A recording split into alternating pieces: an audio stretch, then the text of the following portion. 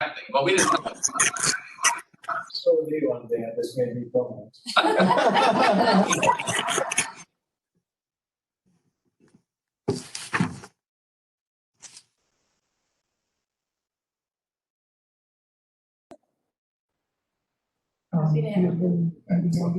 Is this November an election year, Berlin? No. Not for the local. Oh, okay, a state representative. Yeah.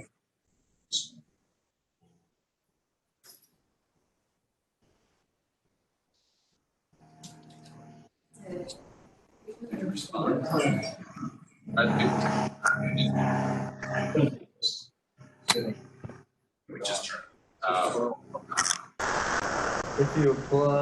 If you try and join WebEx, might ask you to download the app. Yeah.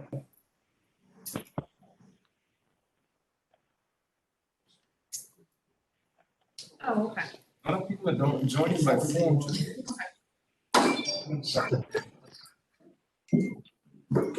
Fresh. Have another one. Yes. How many public speakers have you been experiencing in the last week? So, I see pretty much, I was like,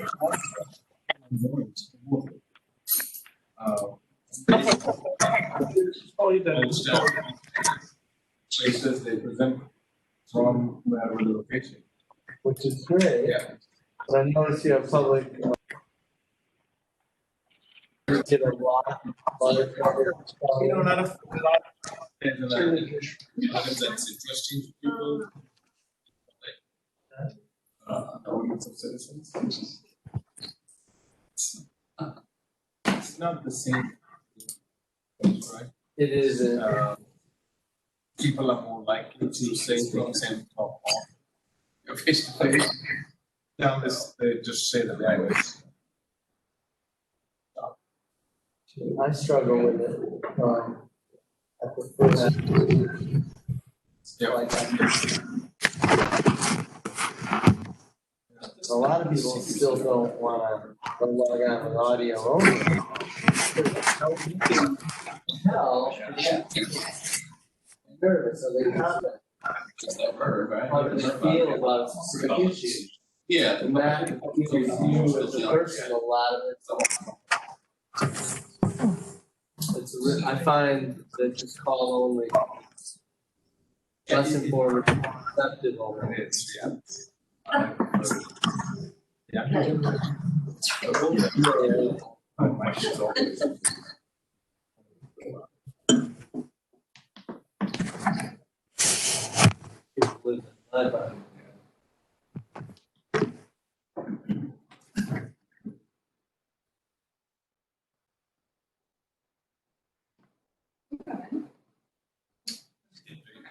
Oh, good, excellent. Yeah, you're in twice. You can see on the screen. Lean to your right. There you are.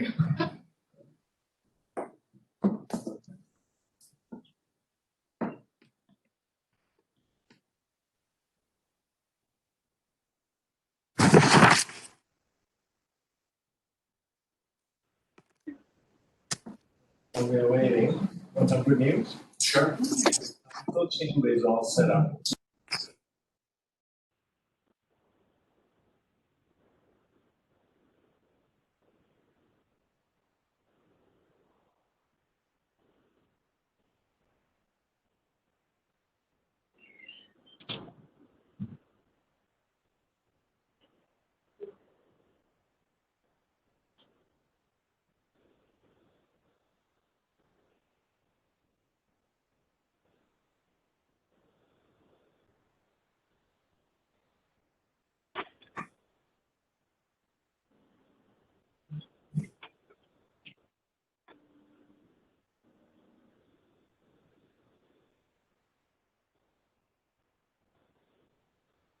Hello?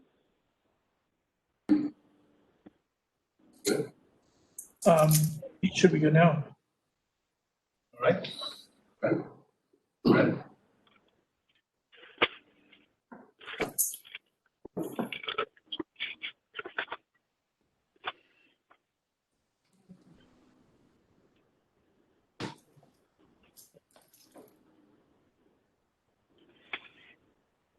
This is Chris Edge. I'm on the line. I don't know if you can hear me. We We can't. can hear you. Yeah, Just stay there. yeah, hold on, hold on that line, don't let go of the line, all right? Just hold line. Hold on. We could probably shut the phone off and still hear you, Chris. That is true, T. That is true. All right. Are we good? Okay, though. Good to go? I muted everybody. Okay. All right, that's fine. So, well, great, we'll call our council meeting of September 1st to order and rise with the pledge of allegiance. Pledge allegiance to the flag of the United States of America and to the republic for which it stands, one nation, under God, indivisible, with liberty and justice for all. Thank you, everybody. Roll call, Kate.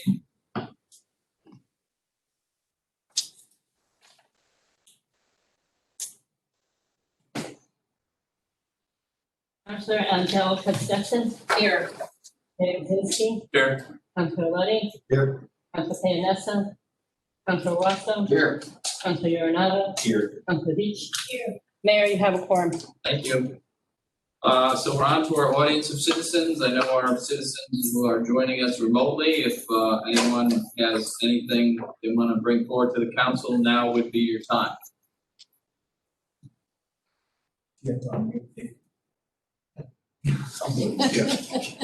Keep it muted. Oh, my. Oh, ouch. Yeah. Yeah, that's what All right, people are being muted, so. Anyone out there in remote land that wishes to speak to the council? Hearing none, once, twice, 3 times, okay. We're gonna go ahead and close.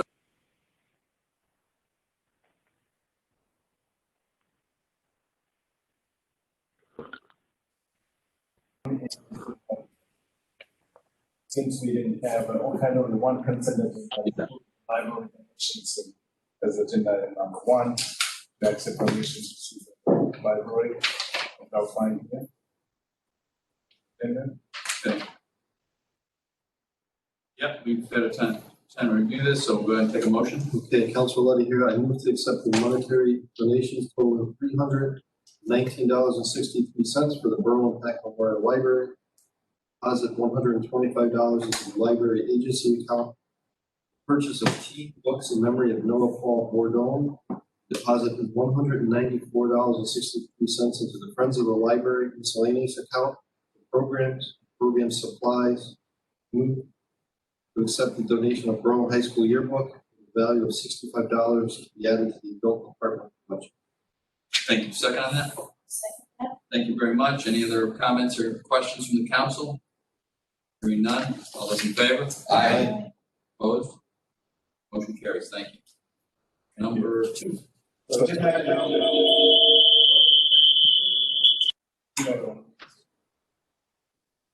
agenda item number 2 is actually a report from the building commission. I'm not sure if anyone is there other than Mike Ahern on the line.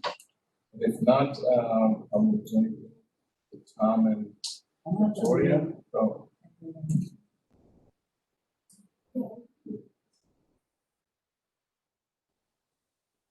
You want to hand out anything, Tom, or how do you want to do this? So I have some handouts for the record, which I'll pass out afterwards. We have a presentation to the screen. Okay. I don't know if Mike is going to give an introduction, but I can do that for him. He's not around, right? I'm gonna unmute everybody to see if I can find out where Mike is. That's the time when people. Let's do it. Up your ears. So everyone's gonna be unmuted. It's been making that noise, so just. I think it's because I'm in the same. Yeah, you're in the same room, this one. Or if you just unmute. You unmute all and then Victoria mutes herself. It Yeah, should be okay. Hi, this is Mike. Can you hear me? Oh, Yes. Am I? I am here. Yeah, I'll just give a little intro. The PBC has been working on the on the community/senior center project and QA&M. The COVID, I just to give you some background, the COVID situation essentially halted or deferred the community outreach program, which QA&M had in their scope, and now it's sort of kicking off. They have conceptual plans. So this is, I think, the first public meeting or presentation of their plans, and Tom and Victoria, correct me if I'm wrong. So this is just to get everyone's feedback as they go forward in the planning stage. These are not the final plans, these are conceptual plans. So with that, I'll turn it over to Tom and Victoria. Thanks, Mike. Sure. Make that happen. Good evening. So thank you very much. I'm Tom Arcari from Quisenberry, Arcari and Malik. You don't mind if I sit, do I?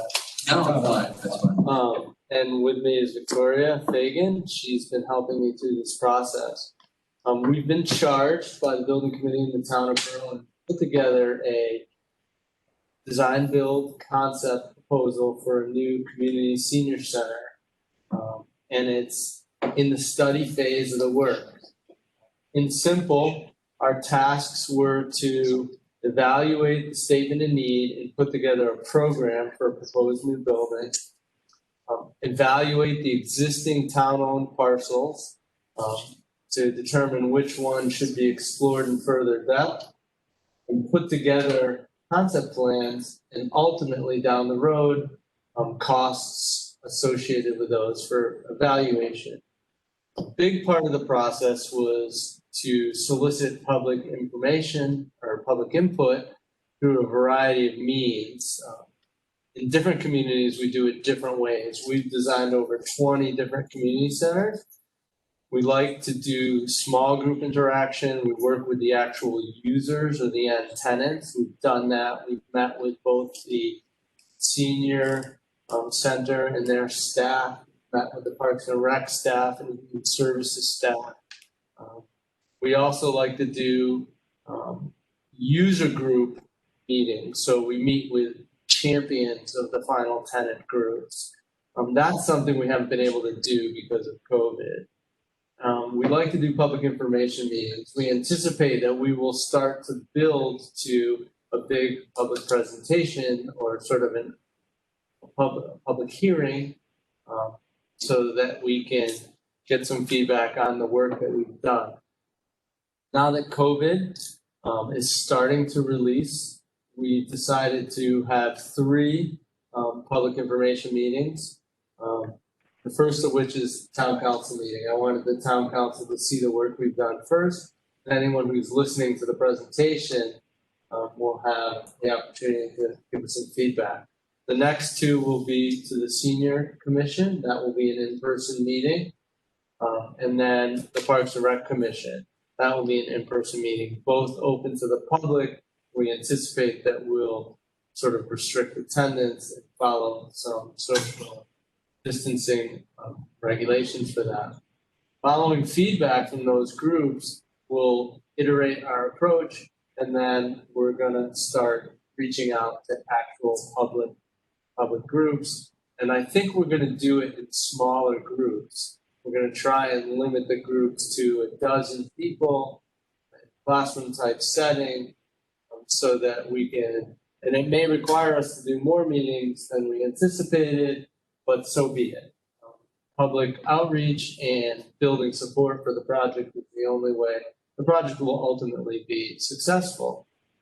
The town received a grant to do this study work. We were engaged after a lengthy procurement process. And over the last 3 months, we've gone through a significant number of tasks. So with that, I'll start with what we've been up to. So the first thing that we did was evaluate the statement of need and try and establish a program for the building. How much space do we actually need in this building? How many rooms? What specific types of rooms? Are we gonna have a gym? Is it gonna have a pool? The statement of needs were very specific.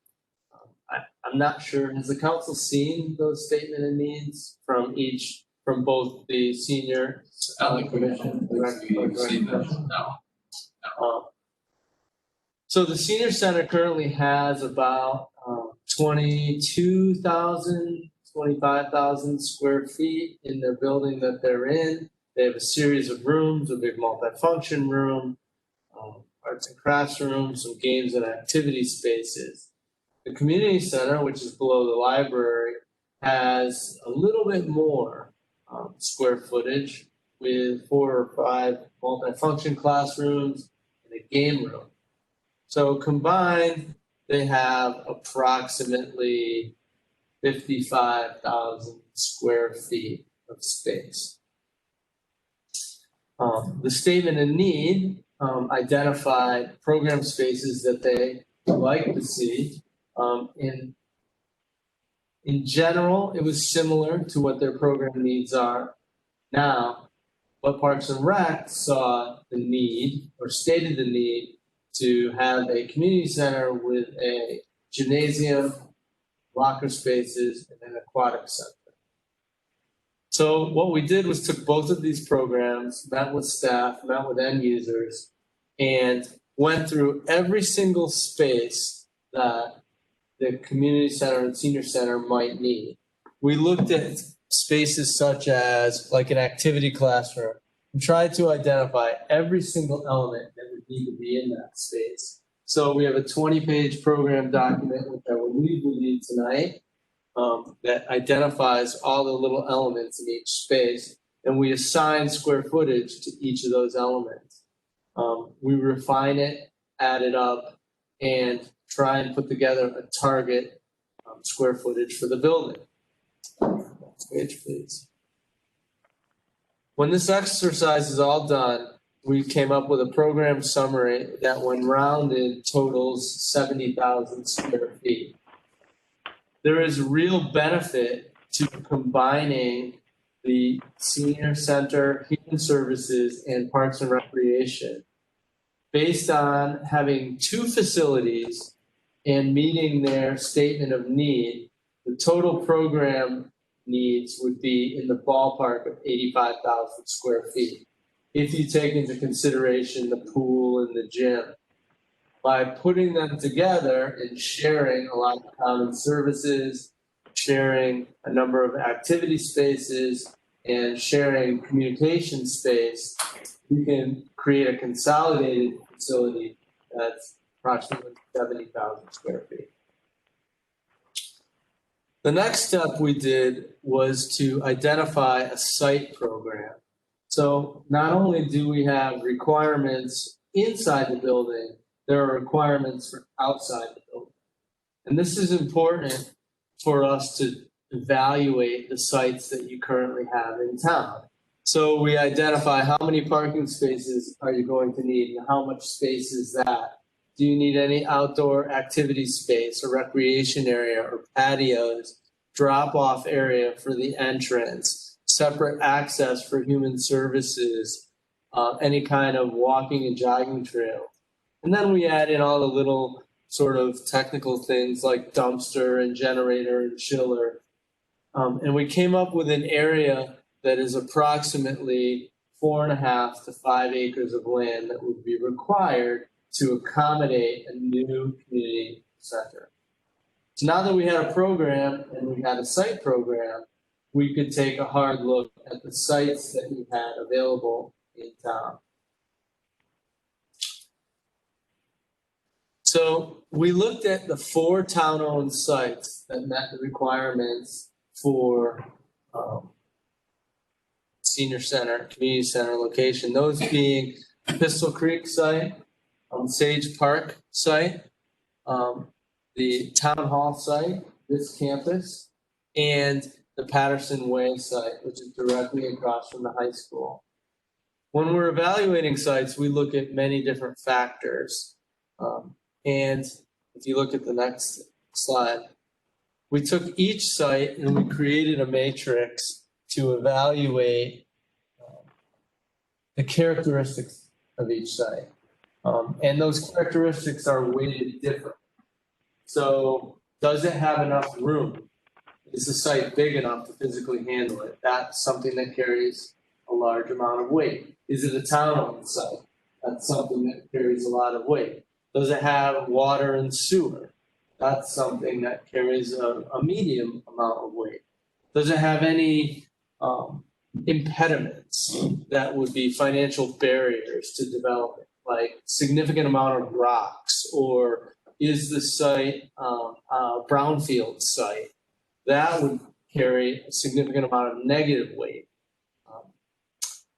We put all those factors into our spreadsheet and we establish a score or a ranking for the site. Well, this is not an exact science, but what it does allow us to do is to look at the 4 sites and see if any of the sites stand out above and beyond the other sites.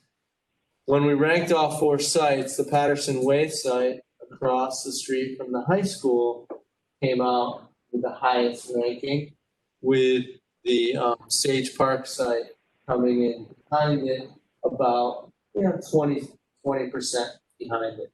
What that tells me is that maybe one of the categories could have been rated 1 or 2 points more or less, but all in all the factors considered, the Patterson Way site was the most advantageous site for a number of reasons, particularly because it's closest to the residential center of the community. It's adjacent to a number of arteries, Farmington Avenue. It's close to the commercial district. It's safe. It's within walking distance of a lot of neighborhoods. It's town-owned, has enough land. It's directly adjacent to the high school. So if there is an aquatics component or a gym component, there can be some programmatic interchange between those 2 sites. It offers intergenerational programming for seniors directly across the site from the high school. So having access to public utilities make it a good site. There were some detriments at the site. The back of the site has a floodplain that we would have to stay out of. And there is some topography on the site. But after further exploration, the topography proves that it will actually be favorable, help create a favorable solution to the site. So with that, we made a recommendation to the Public Building Committee that they continue to explore a new center at the Patterson Way site. They agreed and voted to have us move forward with the study. So our next step was to start putting some diagrams together of what a building, how a building would be configured based on the programmatic spaces that we put together and the site requirements. And we came up with what is actually a 2-story scheme. There is approximately 15 to 20 feet of grade difference, viable grade difference, from the front end of the site to the back end of the site.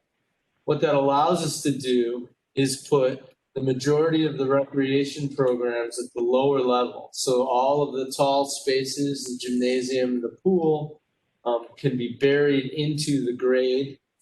And then the majority of the senior programming can all be on one level at the upper level. Each level would have direct access from grade, and they would be joined by a central corridor. This scheme is very efficient. It limits the amount of circulation space in the building and gets all of the activity spaces directly off that communicating corridor. We presented this to the building committee. They liked the scheme. The configuration would be such that there would be exterior patio space off the multi-function rooms that faces to the east. So after review of this, they directed us to continue on with our schematic design exploration. So we took the site and tried to look at all of the different factors. You can see in this diagram, Patterson Way is on the right, and that is essentially to the south of the site. So the sun rises on the east, which is the north side of the site, the upper part of the page, and sets in the west, which is the lower site. And you can see that from Patterson away, the grade drops off. Couple other key elements that we wanted to take note of was the fact that there's a significant neighborhood adjacent to the site on the east side of the site. We want to be extremely sensitive to that neighborhood in our scheme. And there are homes on this side of the site, which is center of the road. Lower Lane, thank you. Apologize. So we started thinking about the site and we explored 3 to 5 different options of how the site and the building might be configured on the site. But ultimately we decided the best way to configure the building would be to tuck it into this notch on the site and allow the bigger spaces to be set below. This would provide parking above the building, parking below the building. It would create a bigger space between the building and the adjacent neighborhood. So we could create a large buffer and then an access drive to the lower portion of the site. Diagram. So when developed in greater detail, the site looks a little bit like this, where we would have boulevard access off Patterson Way. You'd have parking at the north portion of the site. Please keep in mind that this is diagrammatic in nature. Obviously, there are many iterations of this design to follow. We would have a drop-off area and access to the upper level. We would have a dedicated human services entrance. One key component to human services is having discrete access to the food pantry and social services so that patrons that have to use those programs don't necessarily have to pass through the building. And then access to the lower side of the site where you would enter the lower portion of the building, which is, for all intents and purposes, the recreation entrance. Both ends of the building would be anchored by administrative program.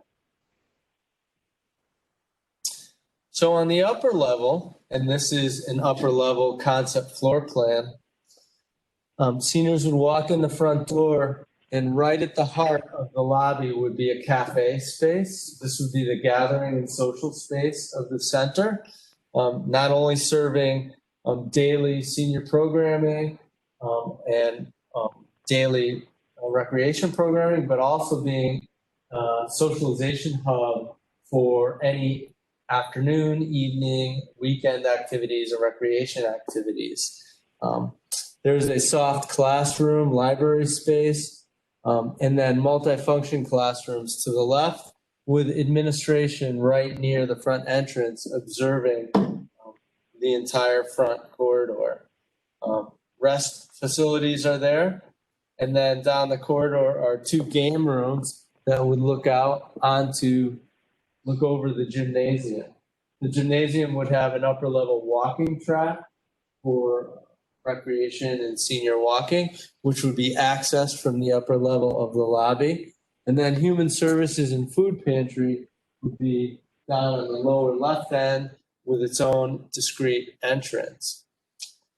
Now down the main gallery space, to the right are the multifunction spaces.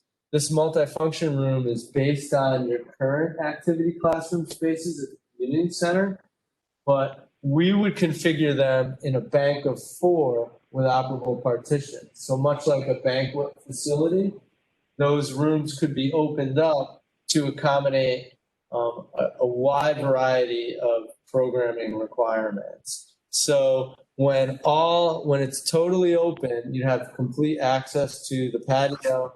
You could seat up to 250 people for a dining event. And individually, there are classrooms that seat up to about 50 people. You would have direct access to the kitchen, so it could support fully catered events.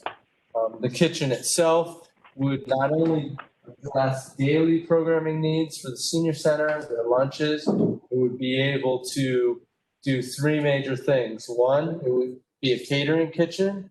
2, it could be a warming kitchen.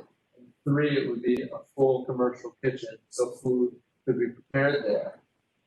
A lot of communities want to build this flexibility into the planning of their center because it could also be a source of revenue generation. Communities like West Hartford rent their multifunction room out for wedding receptions, public gatherings, and you can have convention events in a center of this size. In the north corner would be arts and crafts classroom, anchoring the end of the upper level gallery. You can see to the left would be 2 large spaces. The one is gym and one is the pool. The lower level of the center would enter from the rear. There would be a lower level lobby, and Parks and Rec administration would anchor that end of the gallery space. There would be 2 fitness, weights, and cardio rooms. Currently, the community center has a weight room, a fitness center, but what neither the senior center nor the community center have is actual fitness room, a space where you do strength, stretch, and balance, or Tai Chi or yoga, a space that has resilient flooring. Gone are the days of true multifunction rooms where you eat lunch and then the next minute you have a dance classroom. You really need two types of multifunction rooms. An entertaining room, which is like the multifunction classroom, which is set up to handle food events, and then a fitness classroom, which has components like resilient flooring, because our seniors and active adults really need to address their well-being. Also, that space needs different environmental conditions than, let's say, an entertainment space. Across the hallway from the exercise rooms would be the gymnasium and the pool centered. What we envision is a gymnasium that is the size of what we would call a middle school gymnasium. It would have a full-size high school court running east-west, and 2 middle school courts running across court, or 2 elementary school courts. So this would be large enough to support all of your public recreation events, recreational basketball, etc. There would be bleachers and storage. This would be set up to handle as many components as possible. Currently in Newington, we have a similar type gymnasium in the new community center, but it's a rec gym. So it has wrestling mats, it'll have a batting cage, it'll have all sorts of fun activities that it will support. In the center are locker rooms, men's, family, and women's locker rooms. And then we envision an aquatic center. The aquatic center is diagrammatic at this point. The statement of need calls for a competition type pool of 8 lanes and a therapy pool adjacent to it with room for spectators. All of this would access that lower level lobby space, and then you could go up the grand staircase, which would serve sort of as an amphitheater to the upper level. This is a rendering of what the size of the building would look like compared to the site. And I felt this was important to show because as a part of the development of this project, we would need to be sensitive to all the neighboring residences. And by building the building into the grade, the building would only be 1 story high from the Patterson Way site, even though we have 2 large components, the gym and the pool. The grade falls away to the back, so as you go down to the back, the rear face of the building is 2 stories tall, but it looks out to this floodplain open recreation area. But you can see the scale of the adjacent homes that are 2 stories. The height of those homes will actually be a little higher than the front of this building. In addition, because we set the building closer to Lower Lane, we can maintain the big buffer of trees that is currently between this neighborhood and the field. And that would be reinforced. And then you can see we have parking at the top and bottom, and then an outdoor patio that faces to the east. Another thing to note is, go back one, please. One of the concerns is the fact that the big building and big spaces like a gym and a pool, we're going to have huge mechanical. In our scheme, we're actually hiding all of the mechanical units in a well, which is on top of the locker room. So the large mechanical units won't sit up on the roof. They wouldn't be seen from the neighborhood. Be concealed. So this is a rendering, a concept of what the center would look like from the senior center entrance off of Patterson Way. It would have a one-story sort of brick veneer with a glass entrance, a drive-under canopy, so patrons can get out and enter the building under protection. And you can see to the right, this is the outdoor patio with some cover that would be directly off the multifunction space. And here's a view of that patio space. You can see as the grade falls away, it gets taller.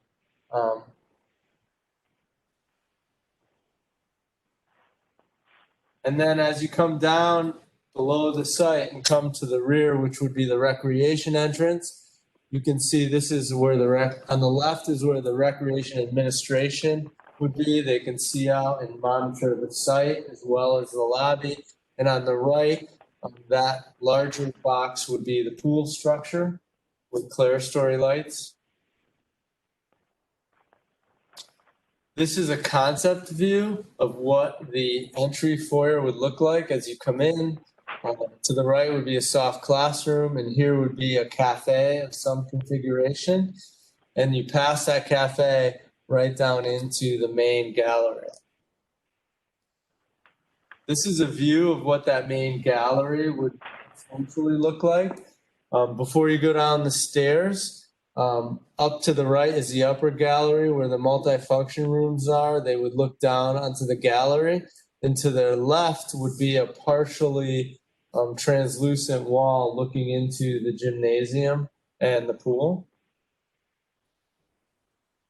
Here's a view from the other end looking back towards the front entrance, and you can see the amphitheater type stairs.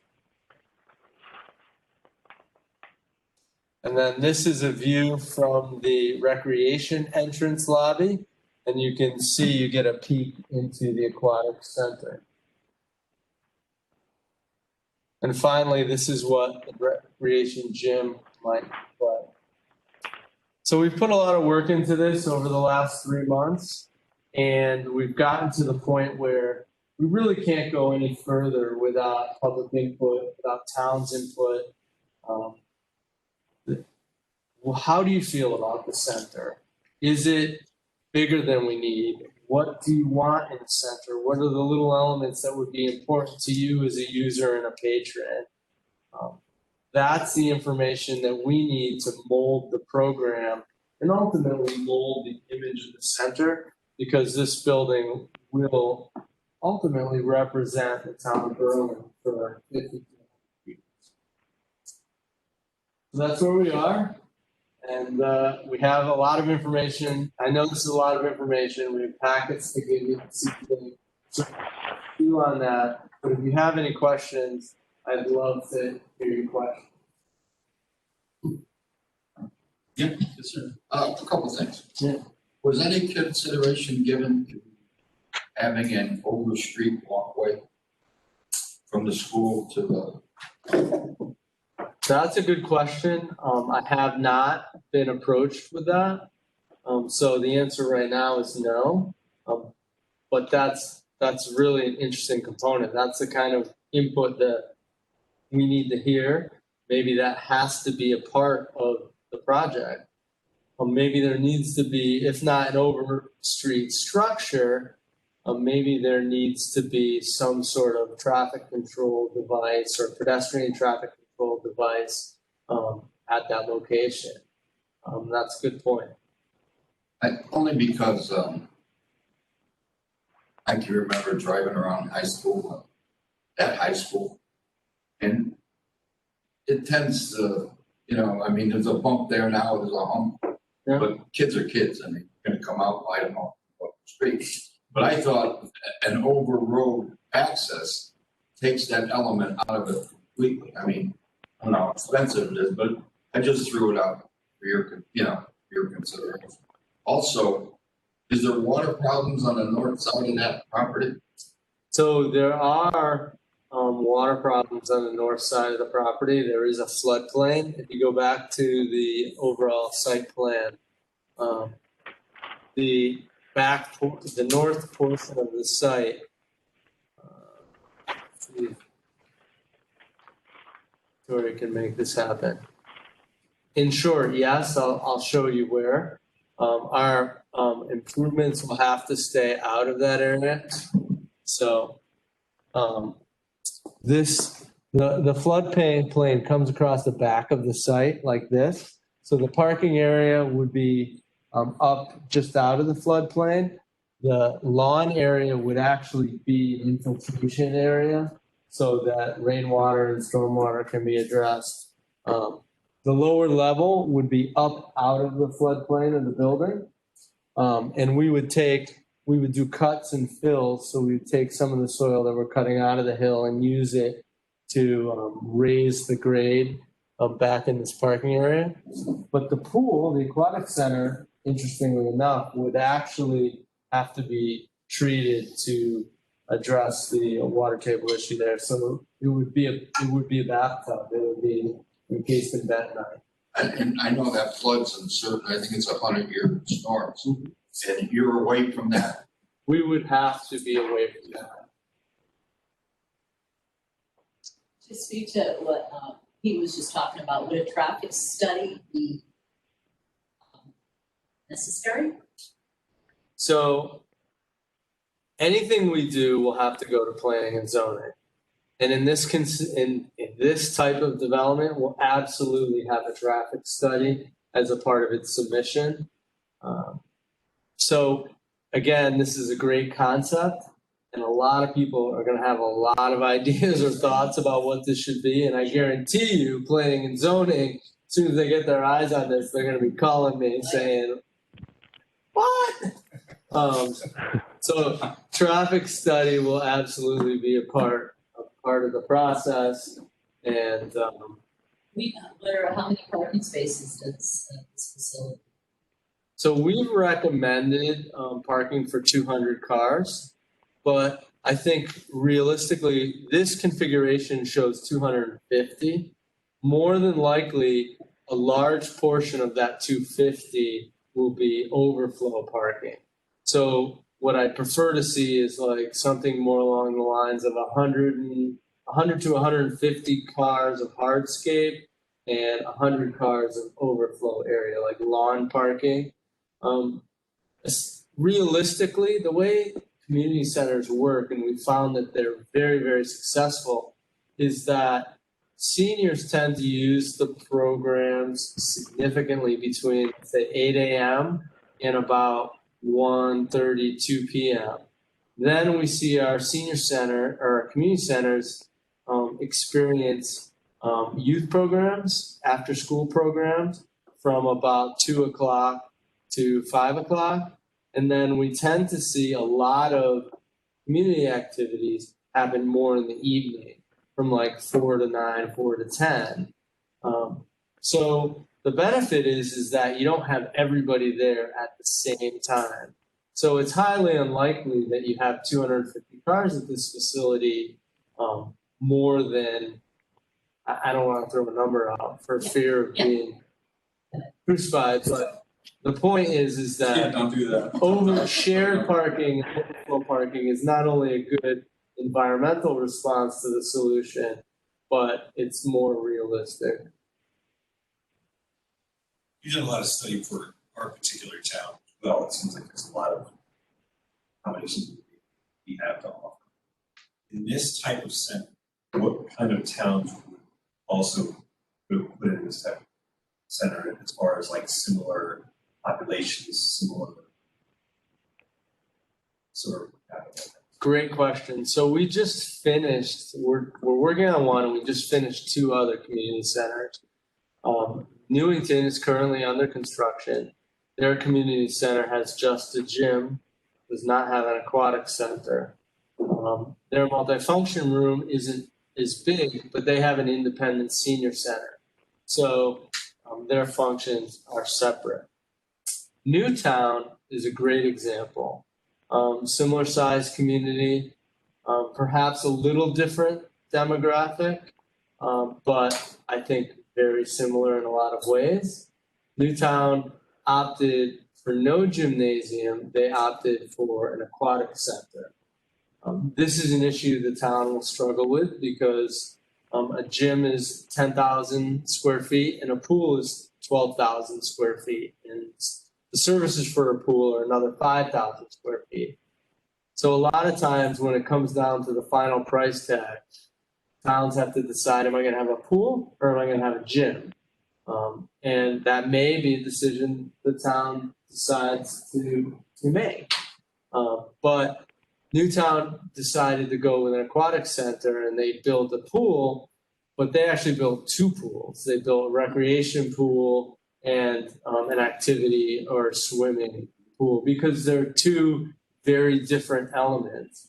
A competition pool is a pool that usually is kept at 68, 72 degrees water temperature. A recreation pool or therapy pool is kept at 80 degrees.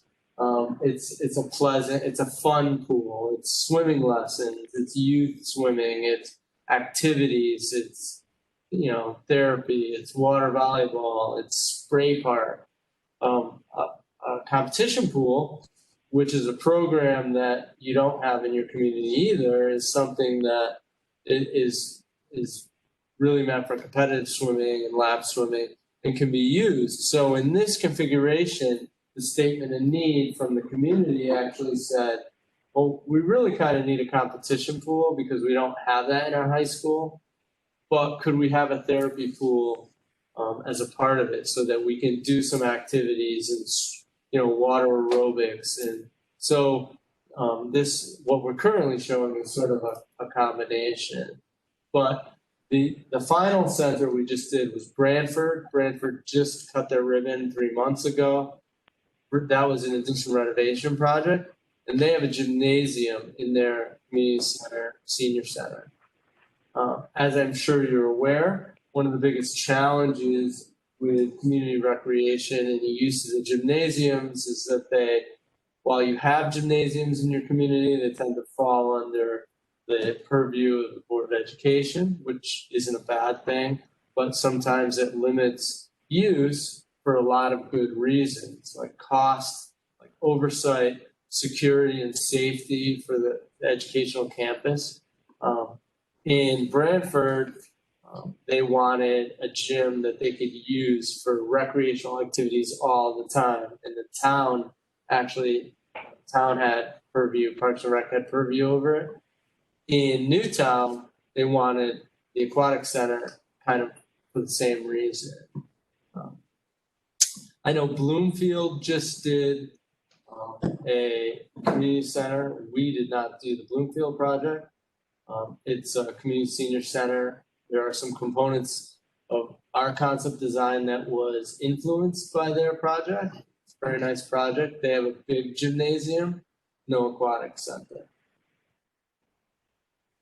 So you've done 20 centers or projects. Are they all in Connecticut or are you doing Brooklyn?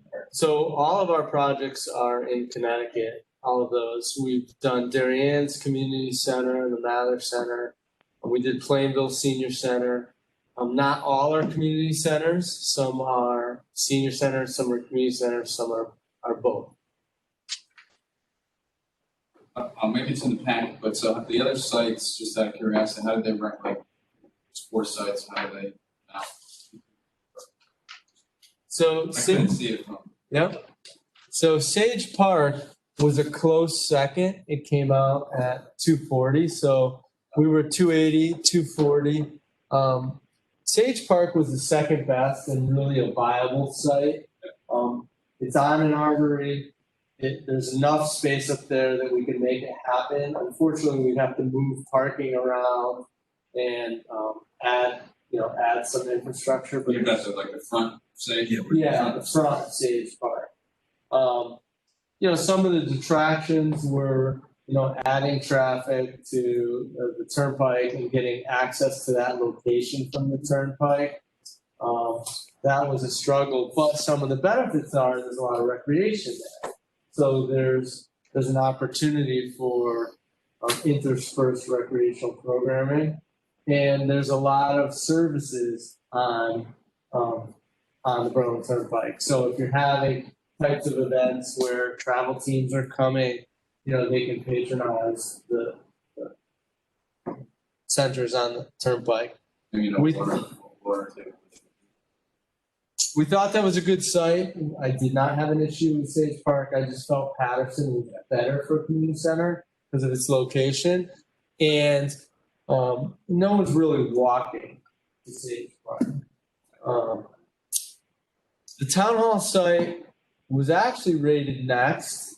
There's size there, but unfortunately, I think town hall site would be prohibitively expensive.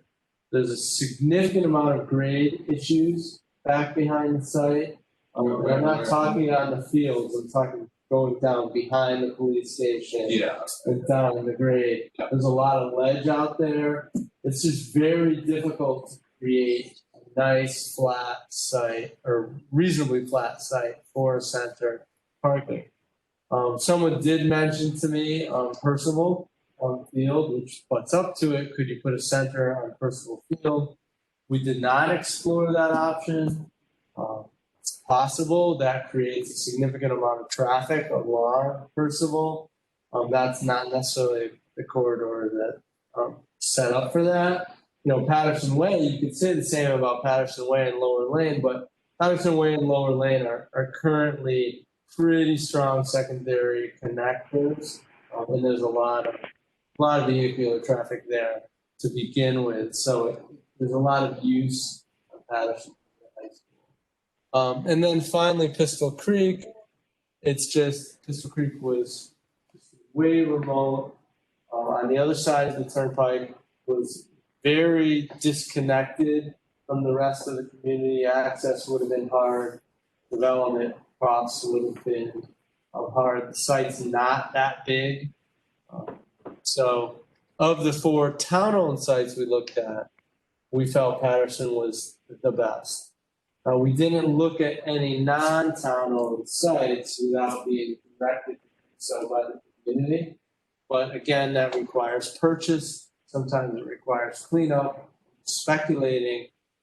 We generally recommend that communities pursue sites that they own because, either way, an undertaking of this nature is going to have significant costs to the community. And so we need to be financially responsible and try and do so at the lowest total cost project. Yeah, that's what I hear. I appreciate you telling us in the beginning of what we have currently for spaces versus what was proposed. Possibly consolidating things. When I think about the police station, how big that was, and the price tag of that. This is 3.5 times the size of that. One of the things I see here that happened with the police station is you got a statement of need, and everybody puts in everything you want, but you never see options. And it's never done up front. So you give us a nice, beautiful building, you're talking about whether we're going to afford a pool or gym. That never starts again. It comes later, and then we fight about it. People always ask me, well, why don't we have options? Well, that's not how the statement of need process works. And to me, I always thought that should be done differently. Because this is going to be a huge number. So I'm not going to dispute your position, and that's something we we experience in every community that's undertaking a search like this. Generally, we start with what everybody wants, and then we start kind of paring it back to really what we can afford and what is the most responsible choice for the community.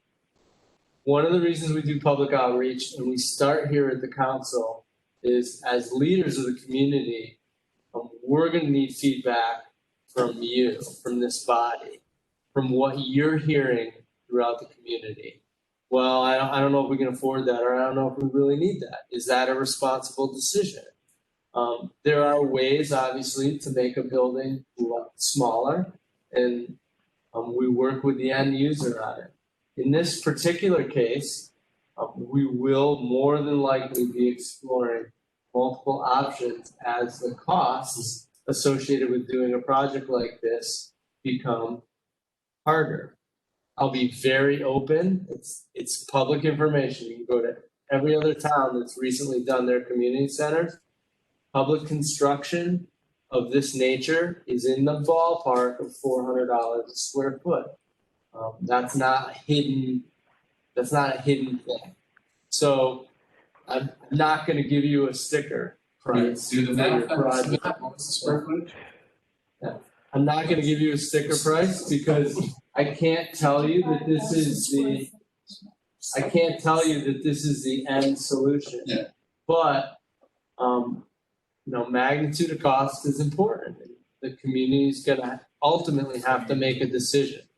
But we've been tasked by the Public Building Commission to provide a program that meets the statement of need, and then we will react based on the input we get from the public, from your commission, from the building committee, and adjust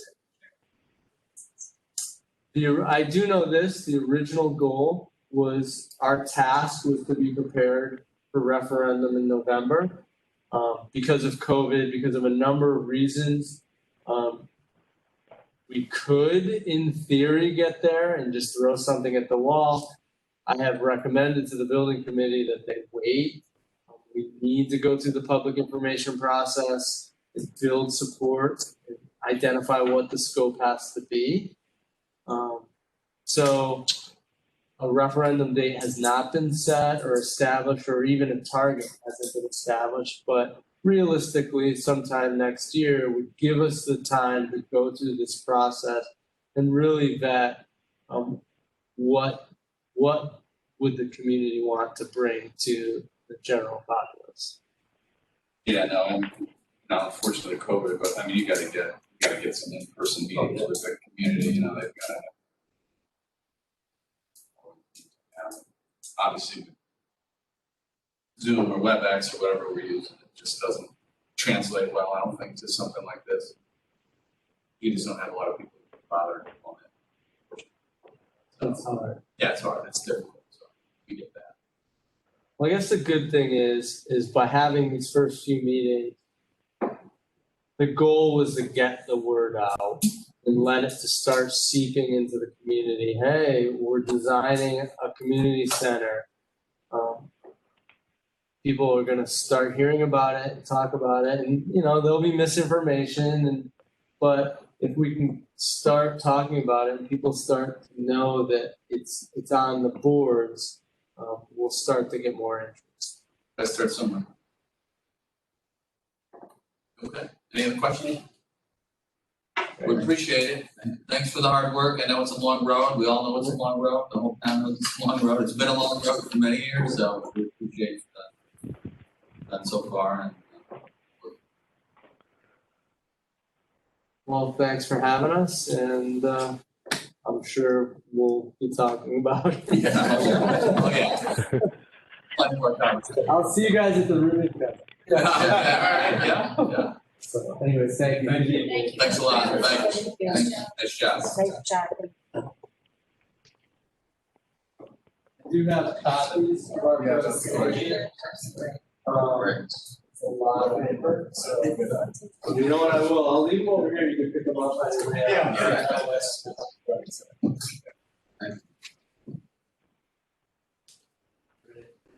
You all set? Thank you so much. Yeah, thank you very much. Now. Good evening. Thanks Yeah, again. thank you. See ya.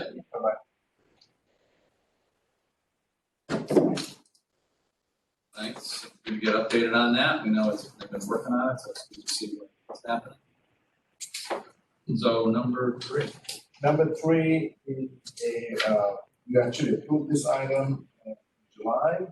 We are resubmitting it because the funding sources have changed for the wood chipper. Remember, we still haven't gone to the Board of Finance. Oh, yeah, right. They'll take it out Thursday. I believe Kevin Delaney is on the phone. Would you like to add something, Kevin? I want to unmute everybody. I don't know what caller who is.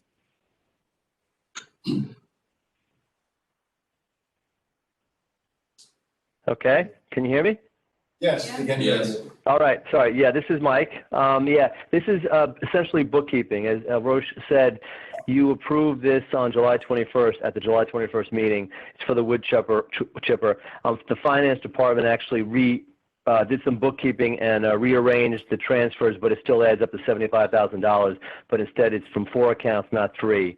So Kevin just essentially rearranged, I think, some of the numbers based on what he had available or what the final numbers were. So this is essentially bookkeeping.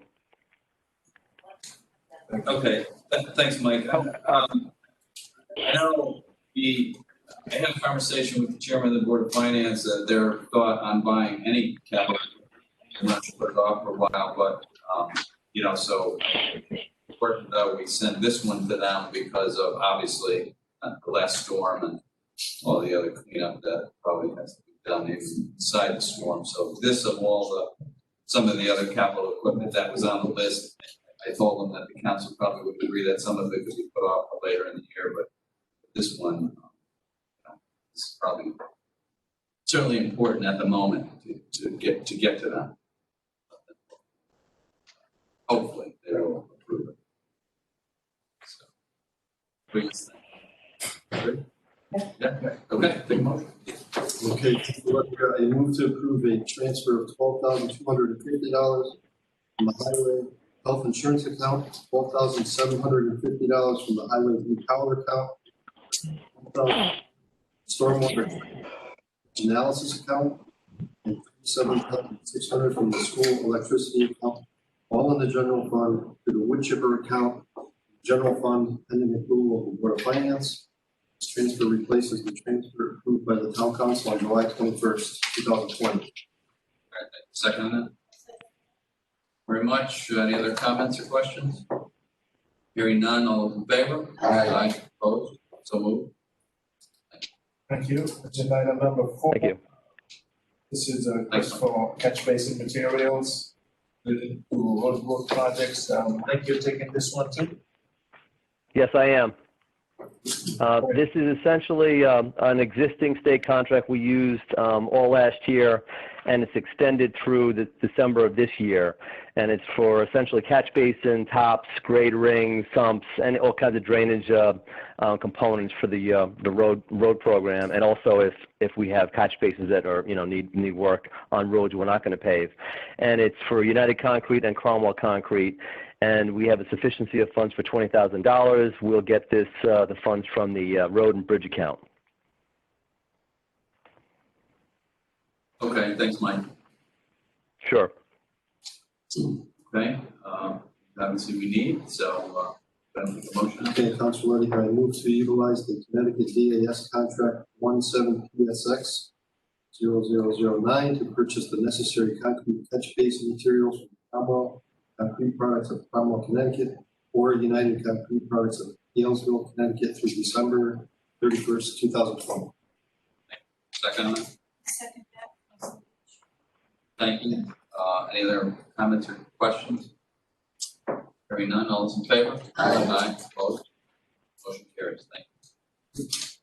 Agenda item number Thank you. 5 is, Thanks. thank you, Mike. Rocky River or Eversource property tax lawsuit settlement. This was discussed in the previous session, and motion is there, but I believe it is. Yeah, I think we just table it for a couple of weeks for us just to let it sink in a little bit. The issue for our town, we'll, if we reconsider it at the next meeting. Thank you. Agenda item number 6 is the authorization for the town manager to recommend them with Laredo Engineering. EMUR restriction on 61 Farmington Ave. The Chris Edge. I'm going to unmute everybody. Please. You're on, Chris. Thank you very much, Town Manager. Yes, this is in reference to what we had done with the new owners, Newport Realty Group, as well as what we're working with on DECD with the grants on 889. 861 Farmington Avenue had some contamination going onto it. This ELUR, which is environmental land use restriction, would be on the town records, essentially saying that if you took the building down and rebuilt, there are certain things you can and cannot do. Lorero is a group we've been working with through this entire process, and this adds to their work, but it's something particular because it's the ELUR for 861 Farmington Avenue. Okay, any questions for Chris? Oh, it's some work that we need to get done, so we'll go ahead and take a motion. And Council Whitaker, process and authorize the town manager to enter into a contract with Laredo Engineering to work on ELUR for 861 Farmington Avenue for a fee of $5,000 that will be paid from the demolition environmental remediation account, as this is in the best interest of the town. Thank you. Second on that? Second that. Thank you very much. Okay, any other comments or questions? Hearing none, all those in favor? Aye. Opposed? So moved. That's it? That's it. What, come on, what's the other, like 19 issues? Well, I have 2 hours. 2 hours? That's all? Come on. We had 32 last time. Yeah, no, that's okay. Yeah, no, we don't need to see that. That's okay. All right. Yeah. So a few updates and a couple of items looking ahead, I want to talk to you about. Just very briefly, good news, the tax collection is actually ahead. We were at end of August, we were at 61% of our total target last year. We are at 64%. Approximately about 48 approximately. Yeah. Ahead. So, which is good news. Yeah, that's good. We'll keep you informed as we go through this. Our big project, the TOD project, moving well. We have been buying the day, the traffic stuff, which is great, which is what we like to see. Yeah. 1 lane only, other points, other digging. Everything's moving smoothly. There is one issue that we are working with. At the end of the boulevard, the connection to the DOT, there's an easement that DOT is going to two different departments and what. So I have had to listen to the commissioner, and he's been very helpful trying to get people to work together, and they're pretty much asking not 4 to 6 weeks. More. Right. So always we'll keep pushing. Easements always seem to. Yeah, I mean, it's just a simple thing, but it takes time. Yeah. So looking ahead, there are a few things I want to talk about. One thing important is the November upcoming election. Right? So, Kid and I have been talking about this. Kid can fill me in when I say something correct. So the mailing of the applications, the ballot applications, the state is planning to do that beginning September 8th or so. So they will be sending it out to all voters in Connecticut. They will be asked to, if people need the absentee ballot, send the application to the town. And once we get them, our plan is to, the dates here. I thought we could send it back immediately, the ballots, but it tells me it's October 2nd. It really needs to be sent it back to the voters, ballots, And so what we want to do is to tell folks two things. One is that we send it back, we'll have to mail it. And also when you send the ballot, we'll have to mail it. Just drive to town hall, there's a nice big ballot box outside. It's 100% guaranteed, drop it in, that it'll be counted. Because some folks are a little skeptical of the mail and the cost of it, it's going to arrive here on time. Not a concern, but is a concern. Yeah, if you're going to have a lot of absentee ballot ballots this time. Just based on what we saw for the primary, I'm trying to use those numbers. We had about, from the total ballots that we received, about 50% of that was absentee ballot. A little bit more than half. Now, the participation was lower for the primary, but looking at 2016, it was coming to look at these numbers, we had 84% of our folks. That was the voter turnout for the 2016 election. So we have about 14,000 registered voters. 84% turnout will be about 11,760 or close to 12,000. This is me saying if you plan for 53% of that, that means you're going to get at least 6,200 or so absentee ballots. The state is actually asking us to plan for a lot more, right? So we have talked about this in you can't handle this volume just folks in Kate's office and putting some plans together to have more people help out with the process. We're thinking through that, we have a plan in the next couple of weeks or so.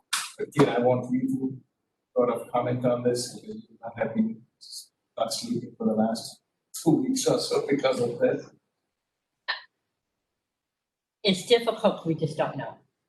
No, and unfortunately, Donna kind of felt the pain of some of this because so many of the ballots were mailed out so late that then they extended for 2 days the receipt of the ballot, so the numbers were not final. Instead of Tuesday night, they weren't final until really Friday. So that was, she was so nice on the phone about everything. I would have been yelling at somebody. But we anticipate, knowing what we went through, the state, as Rose said, is sending out the applications starting on the 8th with the larger cities and then going into the smaller towns. We have already had people call us for absentee applications. We tell them that they can either wait for the state or they can, we'll send them to them. People have that, or they can download them from the internet. And people have been using the ballot box already to drop off their applications. So we're starting the process. The anticipation is that I work very well with the Register of Voters. We have a great rapport, and I'll probably be using some of their deputies to help with the process because they're familiar with the election and everything. And we just have to see how things go. The biggest issue is not knowing how many applications you're going to get at any time. For the primary, we received over 1,000 absentee ballots back that Monday. And the registrars and I have put in a lot of hours, but we did a good job and it worked out really well, but we had to redo this and everything else. It was just, that was a hard day. Prior to that, there was a day when I had 3 sleeves of applications coming. And it's the mail. You just can't, and they're trying. We call New Britain every day, and they have made special trips out and everything else. So there's all that, everybody's trying. But the biggest thing is to get the applications in, and we're gonna get the ballots out on time. That was the problem with the primary. It was over 10 days where the mailing house did not send out those ballots. Good news is, we are sending out the ballots this time. So, we have some control of that. We'll send the applications, we can get it out. We just need to have this is, a one. My thinking is a small town, we encourage people, they want to, they're sending in their ballot. Just drive by, just put it in the box. It's much easier, faster, quicker, and it's guaranteed. And it has the key and Double lock. guaranteed to go in. Okay, what was the percentage in the primary voted? 37% turnout. It was, for the Democrats, it was a 34%, and for the Republicans, a 37%. So 36% roughly. So we can assume it'll be just over double. Oh, I The think general it's gonna election. be more than that. Listen to what the news is saying. Yeah, this is just, I don't think outside of the state rep on the Republican side, and that was only 3 of our districts compared to all 5 of them. I talked to numerous people who said it was a given. They knew who was gonna win the primary. So it was all, so there wasn't the challenge. I think now we're having so many people, and I'm having people call from all over, and they want to be able to vote. And it's because they're concerned not only with the presidential, but also you have your Congress and you have your state rep and you have your, Senate, and you have everybody on the ballot now. So I do think this was low for turnout. It's probably is average for a primary, but these were already given candidates. You knew who was going to win, outside of the state representation. Now, Donna really had the only challenge.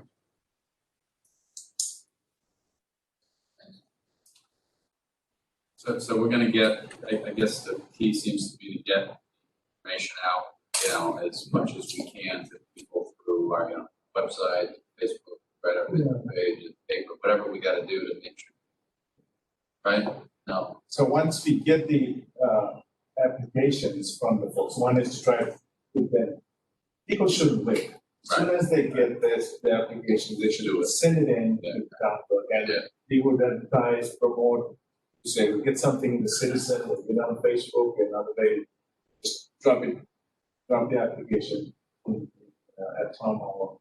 And then once you get the ballot, it's the same thing. Send the application back to them and just drop it in as quickly as possible. Don't wait till the eve of election. To mail it. To mail it, Right. yes. And, Mail it. that's also sometimes the problem, is that people don't send them in time, the ballots. I will be, I hate to say this, but these are the figures. There was 444 ballots on the Democratic side that were not returned, either in time to be counted or not returned. On the Republican side, there was 171 ballots that were not returned or just not sent in. Now, some of those people could have changed their mind and decided to go to vote in person. Oh, right, yeah. And that's always possible. So we don't know that, we don't know. Plus, the Democratic, there was really no time.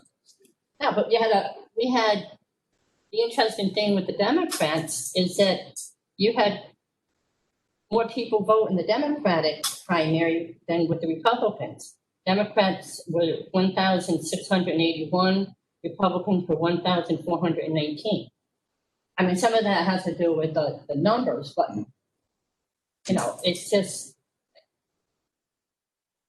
that's the most important thing, is when you're going and you're talking to your constituents, your residents, not only do they have to send in the application and send in and get the ballot, they have to send the ballot in. Right. You know, are we gonna put this on the website? It is on the All website. right, It's because been- that way we can share it. Yep. I mean, if it gets to Facebook, then on Facebook too. I don't know. We've been waiting, yeah, Facebook, I wanted to wait until we got the applications out. But and maybe I'm wrong on that, I can do something tomorrow, but right under the spotlight is the election information, you click on that. We've tried really hard, we do have a direct link to the Secretary of State's website. People are registering to vote. Yeah. And, like I said, we're getting the applications in, so we're trying. So we're gonna like anticipate this problem again with the primary where they gave it 3 more days till the postmark ballot. We're hearing no. Huh? We're hearing no. They're not gonna do it? That's my understanding. You're not now.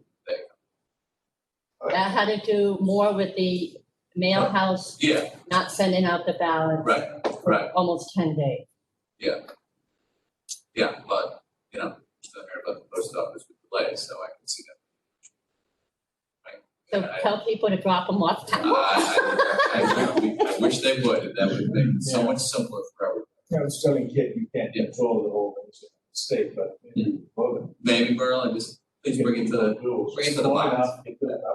Yeah. What about is pretty good here, Yeah, you just tell someone, and it just goes like. grab it to the box, and put it in there, right? So, I mean- we'll have some promotion. I'll guarantee you in 2 weeks, this seniors, center is gonna be $400 million boondoggle that's gonna go across the road. I mean, wait there. They didn't talk to the hockey. Close on there. We're gonna freeze there. Is there any issues with you as far as like counting and getting stuff? You were saying that there was, you had a large amount of ballots to go through and stuff. You need volunteers? No, Able to I take on? honestly think the registrars did a phenomenal job. They had, we got the bulk of the absentee ballots, of course, being counted for that 10 o'clock count on Tuesday. And they used their senior people. They brought in some other people, but they tied them up with somebody who was senior, and it really went well. The only thing that people have to remember is that you can use the ballot box until 8 p.m. election night.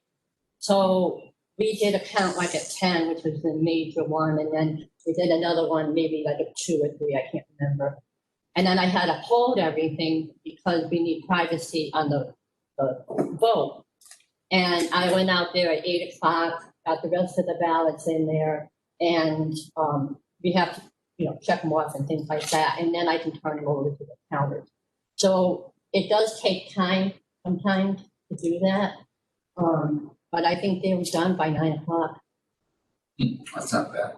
So I don't know what will happen when you get this kind of, turnout with absentees. If you have any people call in and say they never got their ballot, that they requested their ballot, and was any of that able to be Well, rectified, and maybe they had to. yeah. Because I don't know every issue, maybe there was a wrong address or. Yep. On the wrong, on or off the voter rolls, or It gave us a great opportunity to clean up the voting list. So what the registers did is that everything went back to the Secretary of State's office. That was a return on my. Sure. So then the Secretary of State divided it, sent it like ARC ones to Berlin, Holbit. I gave them to the registers. We had a couple stacks, maybe about 3, 4, and the registers went through them. Some of them, they were able to maybe correct the unit number. They contacted a lot of the voters. Some of them did move out of town. Some had died. It just cleaned up the list a lot, and they really worked hard to get that list cleaned up for the mail house gathered up all the data on August 26th. So anything that was in the system as of the 26th is what is being mailed out. Right? We're trying that when new voters come in, the registers send them a letter of confirmation. We're including an application for an absentee ballot at that point. Not required, but we figured this saves I'm not mailing it out separate, they're not getting, they don't know where it is. But if people don't get the application, they should call, either the registers or myself, because there's something happened. All right, maybe they thought they were registered and they're not. We had a lot of that with the primary, where people think they're registered as a Republican and they're not, or, they're a Democrat and they think they're a Republican and, they probably are Republican, but they're registered as a Democrat, So again, it was kind of like trying to make sure that those things are taken care of. Gotta figure that out. So you can register to vote up until what, the day of? Yeah, So. Presidential. So my question is, so I noticed on the door today, so I know town hall is kind of by appointment only. Don't you think for this, we ought to make sure that it's maybe more available by appointment only in the registrar's office for the next couple months? I can talk to them more about it. What we've done is that, like, even this afternoon, we had people that came in. Yeah. So we can give them the registration. Yeah. Okay. So as long as they call, we can talk to the registrars about it. Even if people don't do a call. They can go in. Yeah. Yeah. Okay. Even if the register is not there, because they're not there anyway. Right. Yeah. All day, right? Right. Hours are hours. So Kate takes them in. Yeah, so my office can process that, it's working out right now, and people are registering also online. Yeah. And that whole, now, I hope a lot of people don't do this, but there is the election day registration, EDRs. Yeah. And people can show up the day of election, they have to come to town hall, they can register to vote, and they'll vote on the machine. But it's a lot of work. How many did we have 4 years ago? Remember? For Walk EDRs, in, Election day. election day. election day, we had 173 Wow. people. Wow. Wait for the last. That- The most. Tina, that number was right in my head. Yeah. Wait for the last minute. Those people were on a bender and they came to 173 blatant. Jeez, that's kind of amazing, right? Last minute, yeah. I think I'll go register today. Now, if they're already registered, we can't change affiliation Yeah. until they can have that opportunity until what? They can do it at this point anytime, because we don't have primaries. No problem. There was issues before the primaries that they're having cutoff dates. All right, but now if somebody wanted to change their, Just one. they can do it now. So, I thought, well. Any other good news? Oh, yeah. That's good news. Yeah, actually, that was good news, but that's We'll have the staffing work ready and make sure that we get it right. So, and I just want to share with you that we might get questions. Yeah, I appreciate that. I think the key is getting it out there to everybody. Yeah. So, next one, thinking ahead, we talked about it at the last meeting, about creating a golf committee to do the operations of Timberland. Oh, yeah. So I'm gonna suggest some names for your consideration for the golf committee, and then you can add them to, you might have your own thoughts and ideas. So I came up with Pete Facio, who is chair of the golf commission, and Councilor Rasso. So Pete and to start with. And then Gail, read the last name, how we say? Yeah. I think she'll be good at it. She's very strategic, broad thinker. That's all. I also think it's good to have not all in this committee. Yeah. To have Oh, the yeah. mix of when possible. I had thought about Sal Ordinaro. And I know Pete had mentioned to have this, so we'll talk about that and see where you want to go with that. I do think we want to have, Kevin from the staff for the financial end, and then perhaps the news, because there's a lot of news to that. And we probably want to have the director of the golf course, Johnson.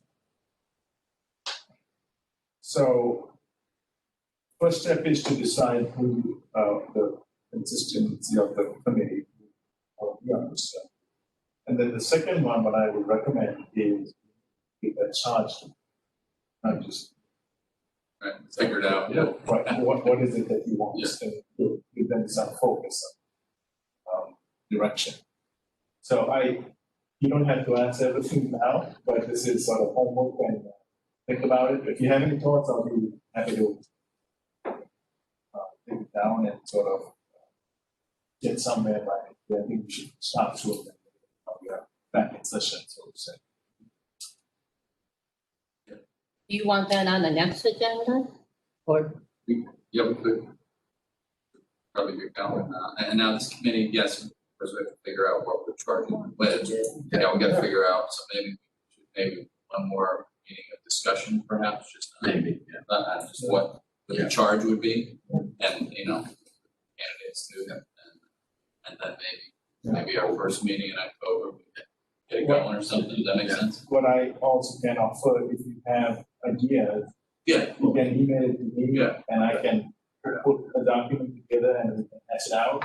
I mean, it's kind of going off of what the golf commission already told us, right? Remember they had an option, right? So they were really just going to think of it applying those options. You know, delve into it a little bit more detail and come back with some I think thoughts. also like a broader strategic view, as to Yeah. what you want to put in. Yeah. Wanting to do this, wanting to, more than goal, right? Yeah. Because certainly the financial component is important. Yes, not all. Have a taxpayer, the operations of. But what do you want it to be? You don't have to think broadly about the house and all 50 years old. So Was there an RFP that just went off of that? RFP for the, Kitchen, for right? the kitchen, we got Zero. Really? To Huh? invest in it and do something. Yeah. Interesting. We have been looking at the current someone there. Change the contract, which will consideration Yeah. soon.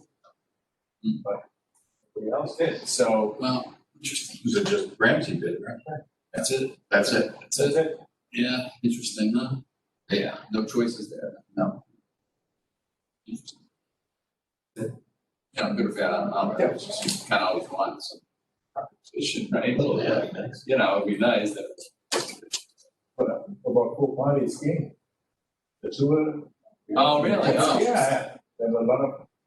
So there was interest. People who were running other golf courses game, Oh. but didn't put their name in the hat.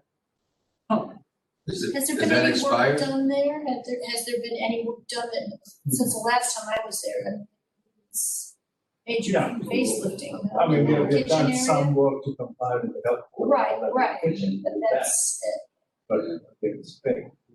So I encourage you to email or let me know if you have any ideas. I'll put something together and we'll talk about it at the next meeting. Yeah. Then, Yeah. Talk about it. All right. Get it going. A A lot of work. very quickly, a couple of updates. I spoke with Joe Jonesky, Housing Authority, Yeah. because we are getting close to the deadline for the CHFA application and obtaining tax credits. So he's doing some work and met with the housing department, but I have asked him to come to our meeting next September 15th to provide the council with an update. Yeah. And I think we want to do that then also. Yeah. Definitely. Yeah. Want to be in The contact. deadline in November, and then Yes. we will find out Okay. in February, March or so that we get the credit, but before we apply for the tax credits, we will be able to know whether we can get the necessary points. But if you're not in the zone with the number of points you need for the application, you're not going to get it. So he's working with that, so that's ask questions on that. And I will also, perhaps next meeting, right? We give you an update on the senior center opening. the state has given some guidelines. No. Very strict. In terms of what can be done there because of safety, right? Social distancing and what activities you can do. In a nutshell, nothing much. I mean, they can come into the room, they can do any games or activities, whether share anything. So you could have coffee hour, but you still have to have 6 feet apart and one person at the table. Everybody gets like a disposable deck of cards and it's used, you throw it away, I guess, right? I don't know, I'm kind of like the dealers doing Vegas, you throw it away. Go fish. Right, yeah, right. So, She's the kid but of let's, games. let us share that with you, because I think some seniors might want to come back to the senior center, but I think a lot of them don't. Yeah, Because sure. they're concerned, Sure. right? Yeah, Because they can't have the social hour, they can't do activities, and, do, anything Yeah. cannot do. For their own safety. So the Yeah. state has come up with some guidelines. But I spoke with Tina about.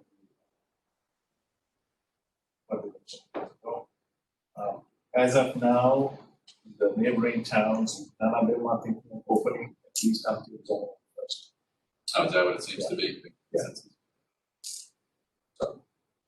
On that note, your first meeting in October, I think is supposed to be. Oh, that's right, What is it, I'm sorry? that's right. No, Huh? Yeah. Wow, We've can, been- right? We've done it like in the spring and the fall, where we Right. have the town council meeting at It the senior seems that. center. Yeah. So that meeting in October, Yeah. I can, I don't I'll think, move back. yeah, we'll move back, yeah, so we can't do that, no. All right, so it was supposed to be at 1:30. Right, Um, so just normal time, they'll that do it day? for 7. Yeah. Yeah, good thing you reminded us about that, yes, I forgot about that. We got about 2 and 3 time up. Yes, no, that one. and then of course, we're trying to invite the governor, a lot of officials of the state, so on the Christmas week, very much. Well, governor coming to a date, but.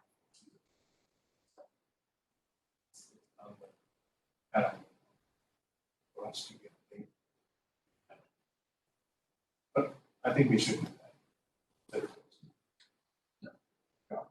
So, that's my abbreviated report, I'll start. Hey, so when I report 2 things, can you get something out there about political signs, the 30-day, remember? When we had political signs. Yes. Mind of that, and I forget what, I can't remember Something the out exact, on the, maybe on the town website or Facebook page, Yes, maybe put something in Citizen. So- Remember, we went through that whole ordinance that just. But that's, right, that's on public property.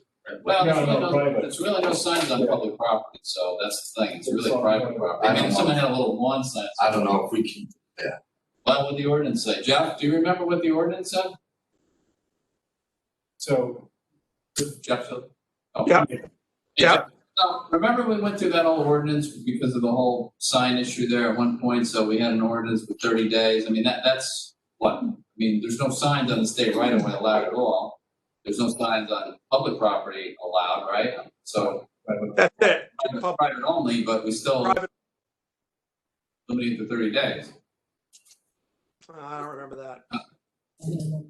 no, we never did that. Well, I'll, Can we review that ordinance and just? Yeah, I Let me- actually agree with that.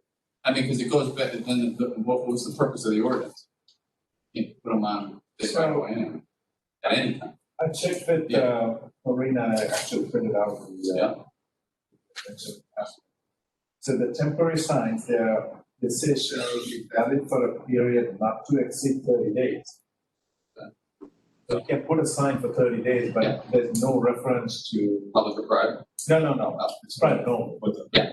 What the 30 days are, it doesn't say that it's 30 days before the election. Oh, that's what we, It's not here, right? So you could put a sign now, yeah. They can- take it down and tomorrow go put it across your neighbors. Yeah. Is this, according to this document? This is a very bad ordinance. Jeff, what did you, Jeff, what do you say about that? I'm having a hard time hearing you guys because you're kind of talking over each other. Oh, Sorry. So we're talking about the ordinance, remember the sign ordinance we did because we wanted to kind of have not, it was really the political signs that we talked about, that they were not gonna be put up until 30 days before the election. Right. Heartache with that. So we prohibited them everywhere. And I mean, if we're saying it's just public property, I mean, the signs that were being put up were on Oh, private. no, the 30 days is private property. The public property is a general prohibition. It isn't.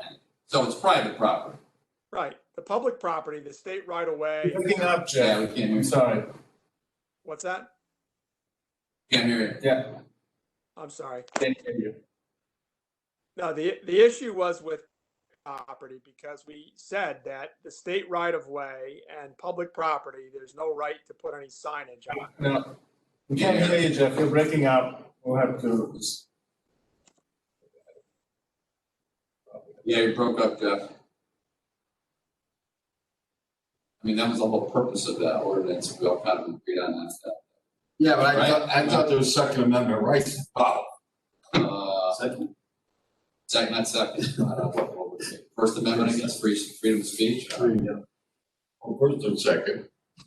Yeah. I mean.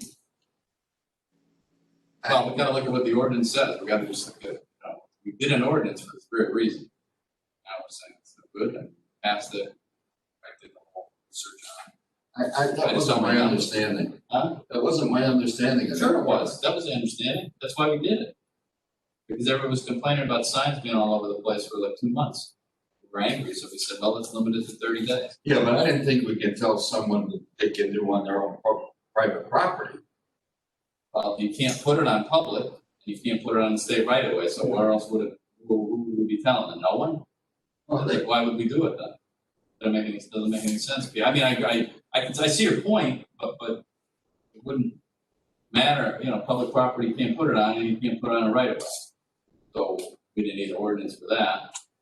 We needed it for proliferation of signs. Remember, we went down to the point of the spaghetti suppers, we talked about all of Yeah, that. right.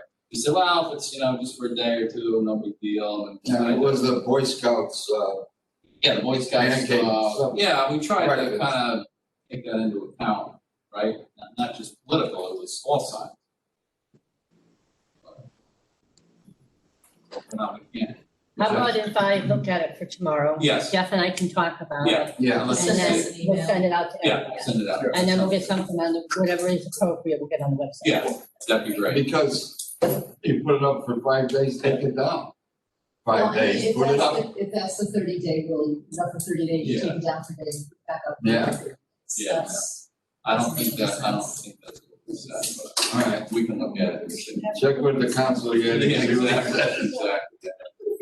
So and check on that since the season is upon us. And the only point, well, Roshan, I know they asked you this. They got to me, so they pulled the SRO out of McGee apparently. And also there was some comment that the security officer not armed, starts apparently. That is correct. So the reason for the delay, they've been working on a policy with the attorneys and the Board of Ed and the superintendent and the chief of security. There's a misalignment, but I guess for the superintendent and chief of security trying to accomplish versus the Board of Ed, but back and forth, it's done. There's a policy in place, and So just out of curiosity, misalignment. So when we did this whole security plan, sent it out to the people of Berlin, black kids in school, they were overwhelming in favor of arming guards. That was always the deal. The deal was not to pull the SRO out of McGee or the high school. This was all part of the whole deal. And now it seems like there's a misalignment. Where would the misalignment be? The Board of Ed voted. handling of the firearm, there was no policy. Okay, they needed a policy, Yeah, okay, the policy, the working on the policy, Yeah. getting everybody on the same page. okay. Now everybody's on the same page Good. with the policy, That they're- the legalities, what the Board of Ed wanted to know, what Brian had in mind, what the chief security. So there was no policy. Do we know what the policy Yeah, I was is? just gonna say, do we have a policy? Can we see the policy? We can, it's, would have been a last. Yeah, because I don't want it to be where they're locking up their weapon in school and they're on duty. I hope that's not the policy, because that was never the intent of the program. By the people of Berlin didn't want it that way either, the people, not just us. Yes. It's a 2-year negotiation with the Board of Ed. to I'll have get a policy. Yeah, I'd like to see that policy. There's, we're funding that for a certain program. Yeah. And if now they're gonna renege on the Board of Ed or the superintendent or the police chief or whoever's changing what the policy was, that's pretty disturbing to me. And us not knowing about it is really disturbing. I hope they didn't change anything, but I'd like to know, because people have said to me they're hearing different things. All right, so I'll get a So I policy. just wanna make sure that we all, Again, just we're to all, clarify, there was nothing to change, there was no policy. okay, there was no policy. Still the policy. Okay, all right. I mean, All schools your haven't- Safety. Yeah, they haven't been in session, so I mean, it's not Where you're critical. going to store the firearms, who's going to carry it, what hours, all those things, and defining the use of firearms. They probably need a deadly force policy, Yeah. for sure. So I'll get a copy of that too. In terms of, we asked about the SRO. That was never So- part of the deal either. So I spoke with the chief, I mean, I talked with him. Yeah. So it is at his discretion to have an SRO there or not.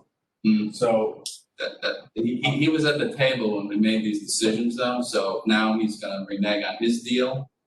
That's not, we spent 2 years on this, and that was the final agreement with him, with Chief Platt, Superintendent, Board of Ed, Town Council. Everybody was on the same page, and now all of a sudden it seems to be a different page as we come to this beginning of the school year. So that's disturbing.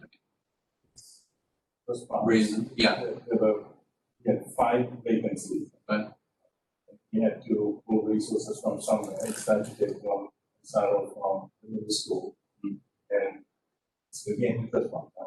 Yeah, no, I get it. He also didn't think it was,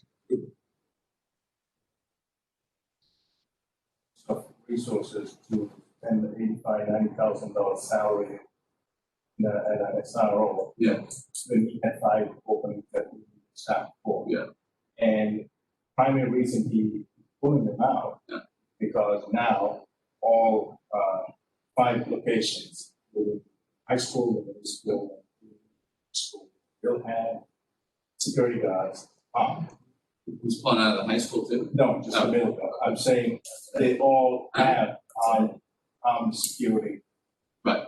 guards. That's right. And then, for whatever reason, if they needed a SRO in the middle school. Right.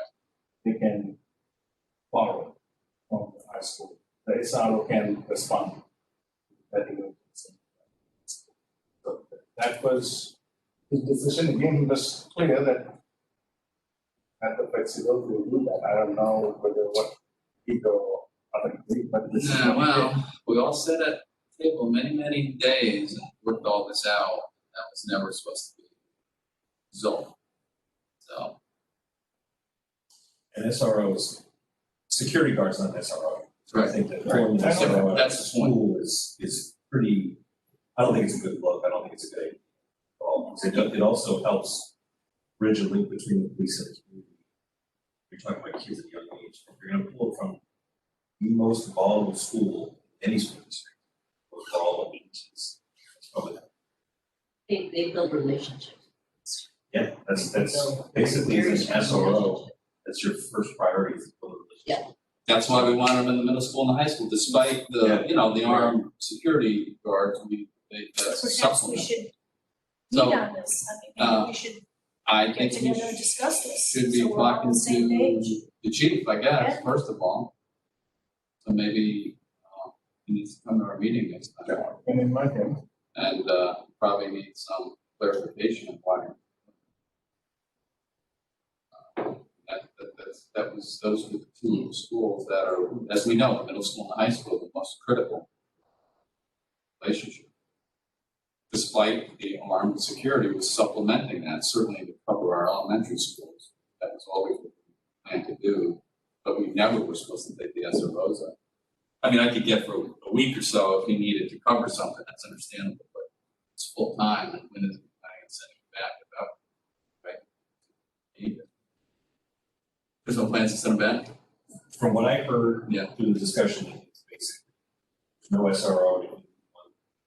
You'll have to take it from high school sheriff. That's ridiculous. That's ridiculous. Ridiculous. Well, maybe less police cars and we hire another officer then, I don't know, I mean, there has to be some give and take in a budget, that's what the game that the chief wants to play, that's terrible, that's not, Hold you know, on, we I'll spent, drive over and address the issue. we spent 2 years on this, working this out, right? All the aggravation we did, Board of Ed worked hard, everywhere worked hard, we all got together, we sat in meetings, all of us worked this out with the chief. Official agreement? Huh? Or was that a? Well, it was a gentleman's agreement, that this is what when we implemented the armed security program, that was always part of it, that Benigni agreed to, the Board of Ed agreed to, the council, the chief, the town manager, police commission, I mean, it goes on and on, I mean, obviously he's got his discretion and wants one. Okay, if that's what you wanna do, but it's not gonna play too well, at least for me. Sounds like the rest of the council's not too happy either, so. The Board of Ed, I would hope they're not happy with it either, I don't know. Did they okay it, or he's just still playing it with them, with it, you know? Discussion with. Yeah. Okay, so they're not happy either. Okay, so, I have to agree with you, Mike, it's not good look. Yeah. no, it's bad, it's really bad, so. All right, well, let's explore it with John and Platt and see what, do about it. Can I get him here at the next meeting? Yeah, let's do it. I know, someone told me that, I said, are you kidding me? It's not what we talked about, so, and agreed to. That the Board of Ed, you know, sure that I wouldn't believe they would be in favor of it. Yeah, all right. Address it. So it is true, I mean, I wasn't even sure it was true. Okay, that's all right. See what you knew about it, erosion.